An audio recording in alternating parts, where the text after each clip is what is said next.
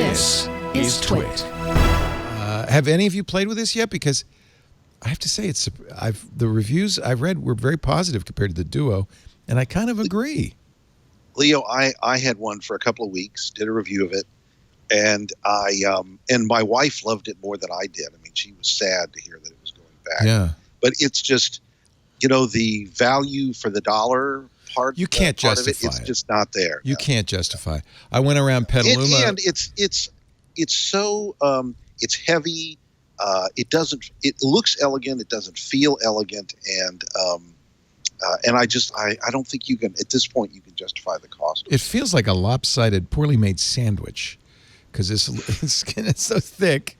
There's a sandwich where they left the meat out.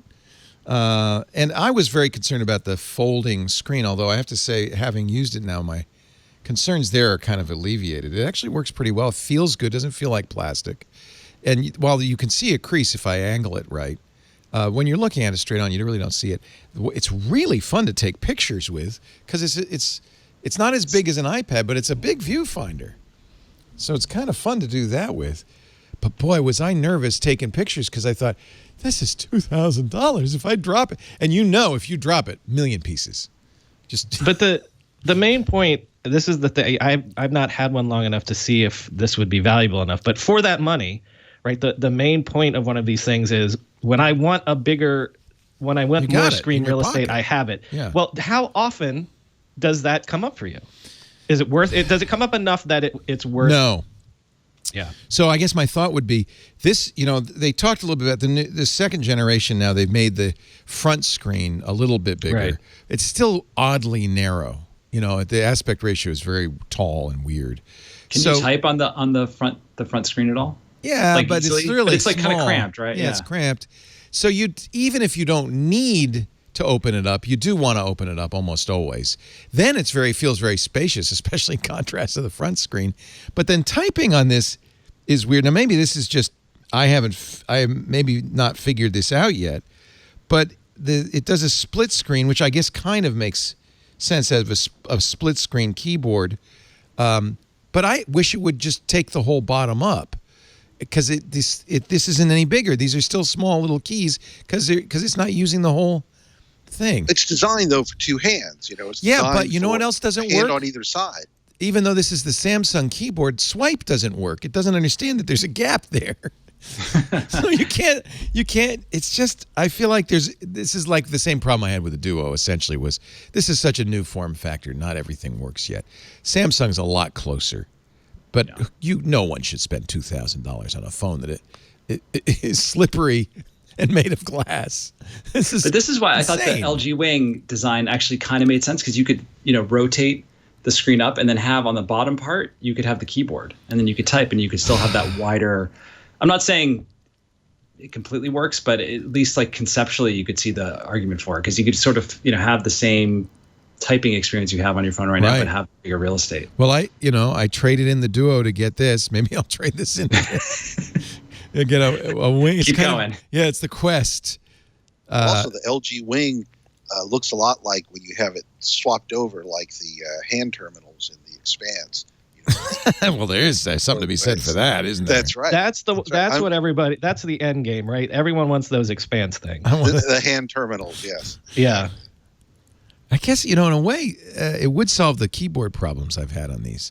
Because that bottom screen, I presume, becomes a keyboard. Yeah. Yeah. Maybe. I don't know. It's so goofy looking. I can't. It's not a dual screen. It's a T screen. It's just weird to me. Well, it's the best of both worlds, Leo. Or the worst. Yeah. We are, clearly, and we've said this before, we got an iPhone coming out next month. We are at peak phone. There's no way phones are going to, you have to go to these weird form factors to do anything different these days. What do you think, Dwight? Is it a fool's errand to try to reinvent the smartphone? Are we just perfect now and it should just stop? Oh, no, I don't think it's perfect. And I think all these experiments are good because what will happen is there'll be some technology, say, that comes out of the Fold or out of the Wing or that will that will then be perfected by someone else. You know, Apple, for example, is working supposedly on a folding phone. It's playing around with it, and you know, theirs will be thinner and you know, there'll be things about it that they do with it, but whether that works, I don't know. What can So they? Does Samsung own this folding screen technology? I mean, they make these screens.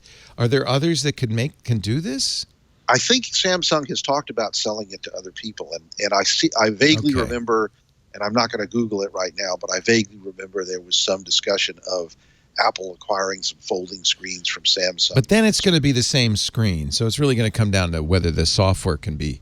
And here's the good thing: unlike Samsung, Apple controls both the hardware and the software completely. So they don't have to make it work on Android. So it presumably would work better. I don't know.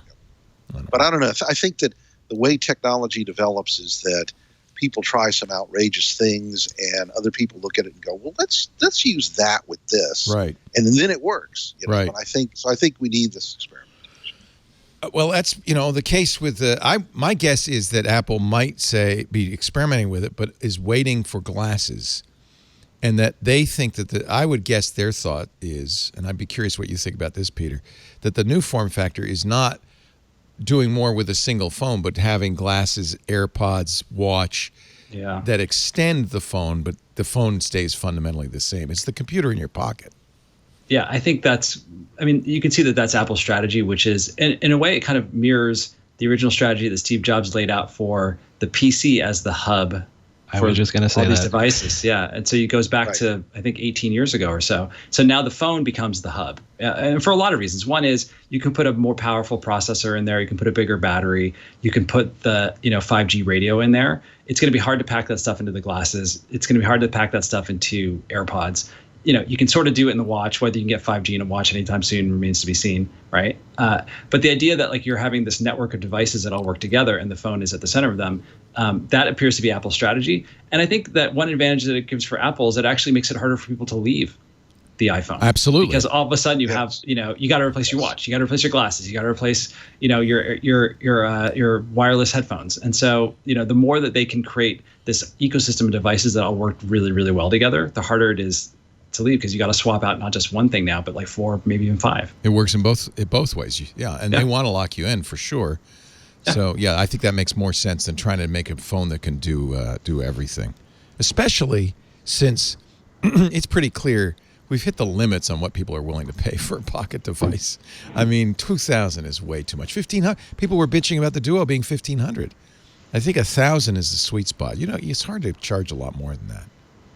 Yeah, Samsung was charging $1,500 for the Flip Z, their vertical folding phone, and that was too much for that particular form factor. I'm just nervous as hell carrying this around. I ought to have it chained to my wrist. Well, they make a case for that. I ordered the case. It's not out for 2 weeks, so I got. I'm in 2 weeks of fear. Flying through the danger zone with my Samsung folding phone. I feel the need to fold.